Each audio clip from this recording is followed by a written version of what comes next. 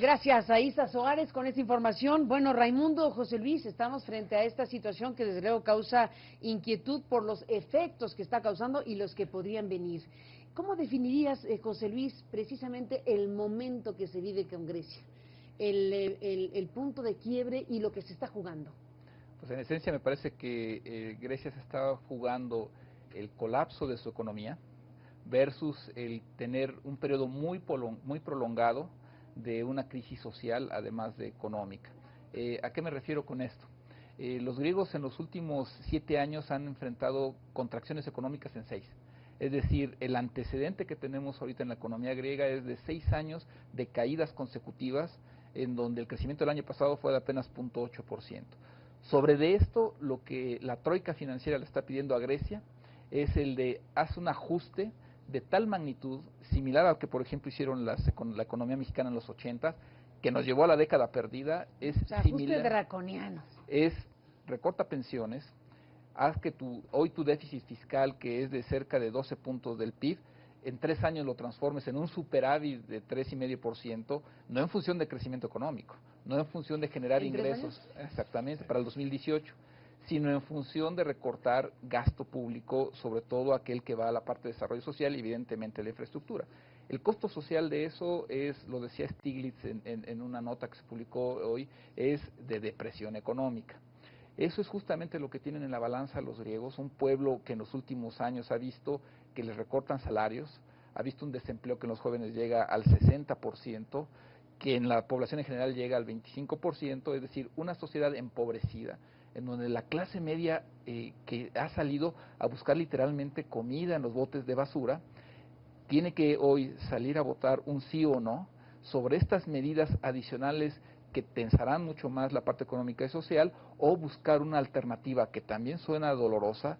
pero en donde sí está en esa balanza el cuál va a ser el futuro de Grecia, con sus propios recursos salir adelante, que tampoco son muchos, eso es una economía de turismo, de sector primario, o con la ayuda financiera de la troika, seguir prolongando ese estado de debilidad social. Me parece que ese es justamente en el momento donde está Grecia, que en ninguno de los dos sentidos me parece tiene una salida fácil.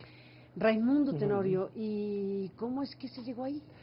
Pues es una historia de indisciplina. De hecho, bueno, cuando Grecia en 1981 ingresa a esta Unión Europea y después en el 2001, en conjunto con el vecindario, deciden asumir la Unión Monetaria, bueno, pues parte de la soberanía de una nación, en este caso Grecia y todas las demás que decidieron irse a la unidad monetaria, deciden también la convergencia de otro tipo de políticas, la política fiscal, en materia de ir homogeneizando la fijación de impuestos al consumo, a la grabación al capital, otras medidas también que tienen que ver con medidas de ajuste monetario, es decir, los propósitos a final de cuentas de esta unión es converger hacia una estabilidad donde toda la zona pueda obviamente articular, pues obviamente un orden. Entonces la indisciplina, que evidentemente proviene incluso en el caso de Grecia de algunas mentiras en las cuales incluso fue ayudado por Goldman Sachs, JP Morgan, escondiendo buena parte de su deuda pública en instrumentos financieros de alta especulación, bueno, pues entonces esta indisciplina ha hecho, bueno, pues que en el inicio de año la población tome la decisión de elegir a un primer gobierno de izquierda en Grecia, algo inédito, y que esto condujera a eventuales cambios que se tradujeran en cerrar, obviamente, el camino a estas medidas de ajuste a las que hizo mención José Luis y que tienen que ver con el recorte, evidentemente, a la edad, por ejemplo, de pensión, solicitar que se jubilen más tarde los trabajadores griegos. Aquí hay que decirlo también, el soporte que da a esta eventual, en este arranque del gobierno, estabilidad, pues la da obviamente la confianza en los cambios por venir. Pero estos cambios no están llegando ni a la velocidad que esperaban los griegos con un nuevo gobierno, ni tampoco de una manera negociada, al menos con acreedores que en los últimos 6 años los han metido en una recesión profunda. Bueno, vamos a hacer una pausa y regresamos en esta conversación. Vamos a dejar correr precisamente un fragmento de lo que dijo Alexis Tsipras, este nuevo gobernante, este primer ministro de Grecia, que, bueno, lanza un referéndum, una consulta.